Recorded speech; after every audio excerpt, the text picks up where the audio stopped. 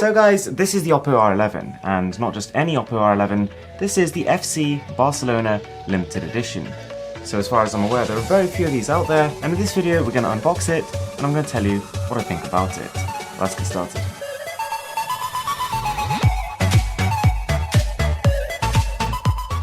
First impression, rather heavy. This is a fair bit more substantial than the original Oppo R11 box, and for good reason. I really do think that with limited editions of phones, it kind of should be like that. As you can see, we've got an embossed logo, and the shiny finish on that contrasts quite nicely with the matte finish on the rest of the box. We've got some gold lettering on the front, which says Oppo, FC Barcelona, and on the back we have some of the important specifications. But there's quite a bit of interesting stuff to talk about with this phone, so let's crack it open and get right into it. A little bit of peeling required for this box. It seems to have not taken shipping too well.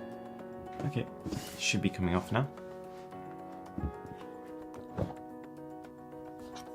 Okay, so Oppo written on the front. We've got another matte finish here, and don't forget, because this is a limited edition smartphone, this thing has some rather interesting color modifications. We'll get into that in just a moment, but let's take it out first and take a look at what's underneath. What's actually quite nice here is you can see even the rim of this little insert has that gold color scheme going on. It's really called the attention to detail. We've got Oppo's fast charging wall adapter, their micro USB cable, which is actually labeled VOOC because that is the fast charge technology they use, which can apparently give you 2 hours of talk time in about 5 minutes, which, if it lives up to that, is pretty impressive. There's another insert here, and to be honest, it's been a long time since I've seen this much matte in one package. Quite refreshing. So inside here, as you probably guessed, is a case, and wow, that is one heavy duty piece of kit. This is not only heavy and substantial, quite a thick one too, but as you might be able to tell, it's actually got these signatures inside of it, presumably of a lot of the different players. And it's actually got a felt finish, which is something we don't normally see. It has got a soft touch finish, but it's actually a reinforced hard case, but it's a little bit bulkier than I guess people wanting a phone this slim would like. What's also nice to see, which to be honest seems to be a bit of a dying trend when it comes to smartphones, is a pair of earphones included. Now I have to say, compared to the rest of the packaging,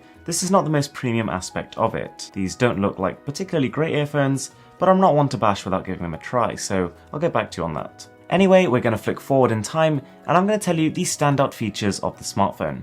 Let's go. First things first, I wasn't too wrong about the earphones. They don't look fantastic, they don't sound too fantastic either. Now when it comes to this smartphone, first of all, wow, the rear of the smartphone is crazy, and secondly, there are three main things we need to talk about regarding the phone, namely the body, the camera, and the power. So the first thing you're probably going to notice, the colours. Now these are the primary colours of the Barcelona FC Football Club because it is that limited edition and they look incredibly eye-catching.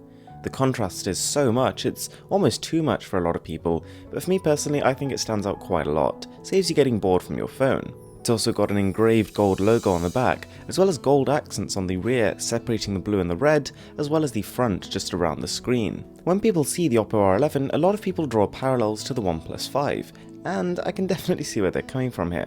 But actually in terms of body, I'd say the Oppo really wins this one. Not only is it noticeably slimmer, but it's also a little bit lighter too, and compared to the OnePlus, this difference is game changing. All of a sudden, instead of feeling like a slim phone, it almost feels like a piece of paper. A really sharp one though, because the body has almost no curve. Now the other thing I thought was really cool is the UI. The entire thing has been customized, from the icons, to the sound effects, to the wallpapers. The camera setup on the Oppo R11 could be one of the highest resolution. The rear cameras are the same as the OnePlus 5, 20 megapixel plus 16 megapixel, and the front camera is also a 20 megapixel deal. This guy is packing serious resolution. Shutter time is pretty great too, and those dual cameras do a great job of blurring out the background. In fact, I'd go as far to say this is one of the most seamless dual camera experiences I've ever used, simply because opening up the portrait mode, there's no extra loading times, the photos snap very quickly, and it's very good at detecting objects, even complex ones like a camera. One nice thing here is that you can apply the depth effect to objects any distance away from you, unlike the Galaxy Note 8 for example, where you have to be standing 1.2 meters away from the subject. The only potential downside I'd say to the photos is often they do come out a bit overexposed. Video is sharp, it's colourful, and it's fairly well stabilised. There is no optical image stabilisation on this phone, but it does have some pretty decent electronic image stabilisation. When it comes to the front 20 megapixel camera, you can really tell this is one of the key selling points of the phone. Whilst I'd say it does over beautify the face just a little bit, it does capture a lot of detail and even creates some nice bokeh effects, which you don't tend to see on a front facing camera. The R11 also has a pretty advanced expert mode, which allows you to tweak lots of lighting settings, as well as giving you fine manual control. Now under the hood, we've got a pretty interesting deal here. We've got 4 gigs of RAM, 64 gigs of storage, but as well as that, the brand new Snapdragon 660. And with this chip, Qualcomm has seriously bridged the gap between its 600 series and its 800 series chips. The 660 is quite a bit faster than the 653, but is still not quite as efficient as the 835 because it's based on a 14nm process. The phone does produce very fluid gaming performance. I didn't really have any problems at all, except for the very occasional hang. A couple of games I tried, for some reason just out of nowhere, completely stopped for a few seconds. Not a deal breaker, but pretty annoying. Now because the phone is so slim, the company's only managed to fit a 3000 mAh battery inside.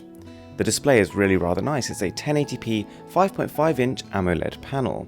It does support microSD card ports, 4G in most regions, and also has Android 7.1 underneath. So that is the Oppo R11. This is not by any means a full review, but it is an interesting insight into the smartphone and what it's capable of. For the most part, it has upper mid-range specifications, upper mid-range capabilities, but in a body that will dazzle you. Thanks a lot for watching. I'm Mr. Who's the Boss, and I'm signing out.